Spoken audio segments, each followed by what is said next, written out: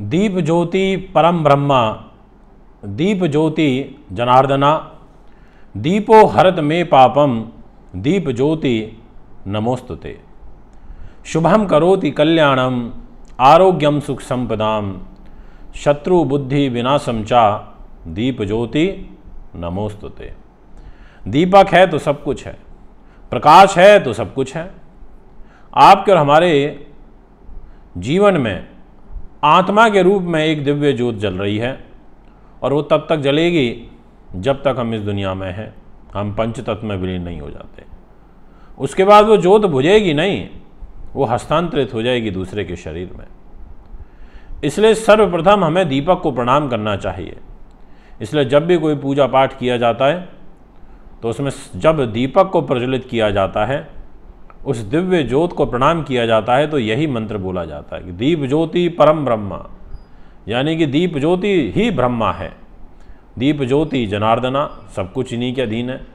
इसलिए मित्रों, वैदिक संस्कृति, वैदिक श्लोक, वैदिक पद्धति में बहुत बड़ी ताकत है, और वेद मंत्रों की शक्ति इतनी बड़ी होती है कि भगवान को, ईश्वर को आना ही पड़ता है। जब वेद मंत्रों से किसी का हम आह्वान करते हैं, बुलाने के लिए आह्वान करते हैं, तो साक्षात प्रभु को प्रकट होना ही पड़ता है।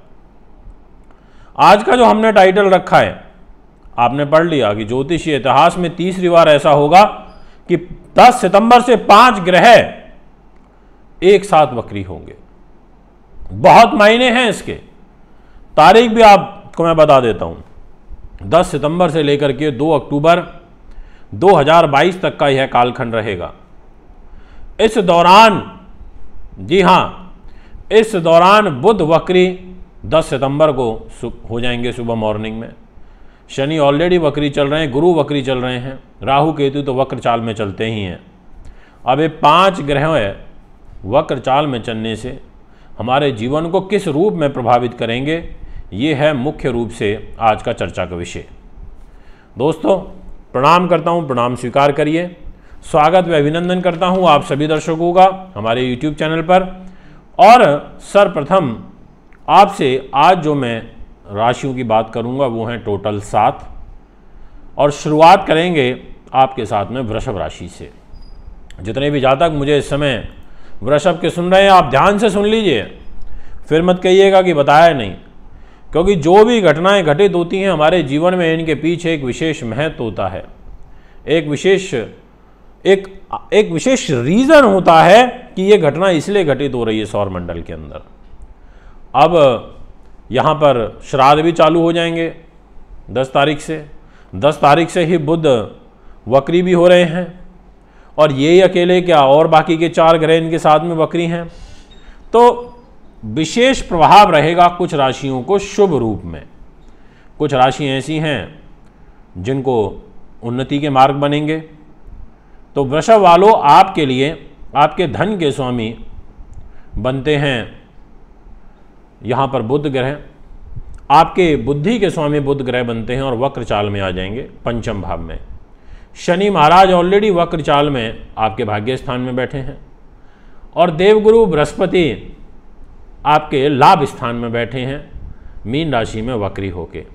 कितना सुंदर योग बन रहा है कि शनि और बुध एक दूसरे से नव पंचम, और वो भी त्रिकोण में, और बुध और गुरु एक दूसरे से समसप्तक, और वह भी दृष्टि में और अपनी अपनी राशियों में वक्री। तो जो ये वृष राशि है, ये बहुत ज़बरदस्त बेनिफिट में मुझे नज़र आ रही है। इसमें किसी प्रकार का कोई दो मत नहीं है। 2 अक्टूबर तक का ये समय रहेगा। इस 2 अक्टूबर तक आप जो चाहोगे आप वो कर सकते हो। आपको धन के रूप में भी लाभ मिलेगा, आपको मान सम्मान के रूप में भी मिलेगा, पारिवारिक सुख के रूप में भी मिलेगा, आपको भाग्य के रूप में मिलेगा, आपको व्यापार में एक्सपोर्ट इंपोर्ट के रूप में मिलेगा, आपके लिए संतान सुख व शेयर मार्केट बाजार से संबंधित चीज़ों में लाभ मिलेगा। ऐसी एक ग्रह गति आपकी पत्रिका में बहुत पॉजिटिव रूप में मुझे नज़र आ रही है। ये मैं आपको 100% कह देना चाहता हूँ। मिथुन राशि के दर्शकों, आप भी ध्यान से सुन लेना। यह 5 ग्रह वक्री बहुत महत्वपूर्ण है। राहु केतु तो हमेशा ही वक्री चलते हैं, और 3 और हो गए, और वो 3 हैं गुरु, बुध और शनि। अब ऐसी स्थिति में मिथुन राशि के लिए वक्री बुध ने एक राजयोग भद्र बनाया हुआ है और देवगुरु बृहस्पति ने हंस राजयोग बनाया है। अब दोनों केंद्र में एक दूसरे के आमने सामने खड़े हो जाएंगे 10 सितंबर 2022 से, और दोनों एक दूसरे का पूरा सम्मान करेंगे और दोनों ही पावरफुल स्थिति में हैं। ऐसे में शनि अष्टम भाव में वक्र चाल में चल रहे हैं। शनि अष्टम भाव में बुरा फल नहीं करते और आपकी राशि के स्वामी जो बुध हैं उनके ये परम मित्र भी हैं। इसके अलावा केतु पंचम में है और राहु नवम 11वें भाव में है, तो इनका यहाँ रहना ठीक है। तो मिथुन राशि भी बहुत ज़्यादा प्लस सिचुएशन में मुझे यहाँ नज़र आ रही है, इसलिए मैं कह सकता हूँ कि आप बेझिझक होकर के कार्य करिए। ग्रहों का सहयोग सपोर्ट पूर्ण रूपेण आपके साथ में रहेगा, किसी भी प्रकार की कोई चिंता वाली बात नहीं है। इस समय का आपको गेन उठाना है, जो अभी हम वीडियो में चर्चा कर रहे हैं। कन्या राशि की बात करना चाहूँगा। यह एक ऐसी राशि है जिसके लिए बुध जो वक्री होंगे 10 तारीख से, और बाकी के 4 ग्रह साथ में इनके जुड़ जाएंगे, तो बहुत बेनिफिशियल सिचुएशन बन रही है, क्योंकि स्वयं राशि में बुध हैं, भद्र राजयोग बना के सामने ठीक गुरु बैठे हैं वक्री होकर के, वो राजयोग बना रहे हैं हंस, और पंचम भाव में शनि वक्री हैं, और गुरु का ये बुध का और शनि का आपस में वक्री वक्री नव पंचम राजयोग बनेगा, और ये 3 गुना अधिक रफ्तार से आपको फल देगा। तो जो पैसों के लिए आप परेशान हो रहे थे, जो आप बहुत ज़्यादा प्रताड़ित हो रहे थे, जो आपके काम की लय है टूटी हुई थी, वो सभी चीज़ें पुनः एक बार वापस लौटेंगी, ये मैं आपसे कहना चाहता हूँ। और कन्या राशि काफ़ी अच्छे प्लस पॉइंट में आती हुई नज़र आ रही है, ये मैं आपसे कहना चाहता हूँ। तो दोस्तों कन्या राशि अच्छी है, इसमें कोई दोराय नहीं है। आपको भी यहाँ पर 5 पूरे वक्री ग्रहों का लाभ प्राप्त होने जा रहे हैं। इसके बाद नेक्स्ट राशि रहेगी वृश्चिक। वृश्चिक को जो गेन होगा उसमें विशेष रूप से लाभ के दृष्टिकोण से होगा, बुद्धि संतान के दृष्टिकोण से होगा, और साथ में तीसरे भाव में शनि के रहने से छोटे भाई बहन मित्रगण सगे संबंधी इस दृष्टिकोण से होगा। ये मैं आपसे स्पष्ट रूप से कह देना चाहता हूँ। इसका मतलब ये हुआ कि आपके लिए भी परिस्थितियाँ 10 सितंबर से काफ़ी पॉजिटिव हो जाएंगी और 2 अक्टूबर तक यह ग्रह गोचर चलेगा।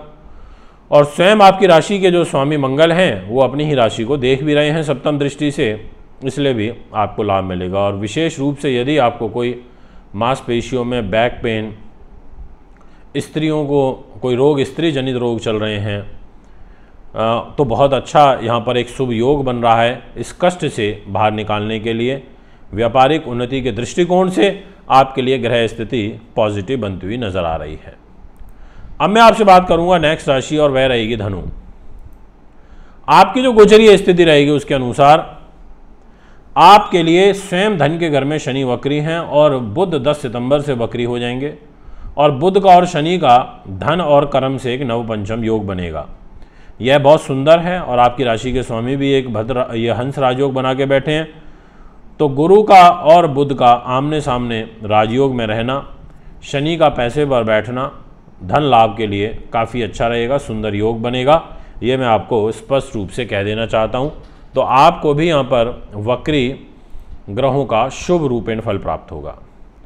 मकर राशि की यदि बात करें तो आपके लिए स्वयं आपकी राशि में शनि महाराज बैठे हैं, और भाग्य स्थान में बुध ग्रह वक्री हैं, और देवगुरु बृहस्पति तीसरे स्थान में हैं। राहु केतु तो केंद्र में चल ही रहे हैं। तो यहाँ एक बेनिफिट की सिचुएशन ये बन रही है कि भाग्य के अनुरूप आपका कार्य सिद्ध हो जाएगा। जो एक स्लोनेस आ रखी थी, कार्य में जो विलंब हो रहा था, उस विलंब से आप बाहर आ जाएंगे। पॉजिटिव सिनेरियो आपकी पत्री में बनेंगे। आपकी राशि के अंदर शनि के रहने से और ज़्यादा ग्रहों की ताकत आपको प्राप्त होगी, यह मैं आपसे कहना चाहता हूँ। इसलिए मेरी बेस्ट विशेष मकर वालों के साथ भी अब आप मेहनत करिए, थोड़ा परिश्रम बढ़ाइए, ताकि और अच्छा लाभ आप ग्रहों का प्राप्त कर पाएँ। मीन राशि के जातकों को आपके लिए जो ग्रह स्थिति रहेगी उसके अंदर देवगुरु बृहस्पति स्वयं राशि में बैठे हैं वक्र चाल में, और सामने से बुध वक्री चाल में 10 सितंबर से देखेंगे, और शनि वक्री होकर के आपके लाभ स्थान में बैठे हैं। तो ऐसी स्थिति में आर्थिक समृद्धि का योग बनता है, पैसा वगैरह अच्छा आता है, कार्य सिद्ध होते हैं, इच्छाओं की पूर्ति होती है, और योजनाबद्ध तरीके से अगर आप कार्य करते हैं तो अधिक सफलता मिलने के प्रबल योग बनेंगे। तो दोस्तों ये है आपका ग्रह गोचर। अगर आप भी कुंडली बनवाना, दिखवाना, पूजा पाठ या रत लेना चाहते हैं तो मुझे संपर्क कर सकते हैं। अभी आपसे इजाज़त चाहता हूँ। नमस्कार, धन्यवाद।